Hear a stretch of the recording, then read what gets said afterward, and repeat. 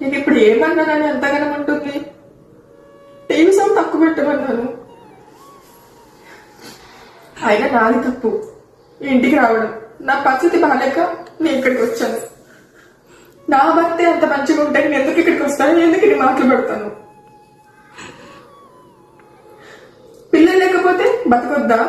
పిల్లలు పుట్టట్లేదని చెప్పేసి ఆ ఇంట్లో చెల్లగొట్టాడు. నా వదిన ఇక్కడికి వస్తే మా వదిన చీపుగా చూస్తుంది.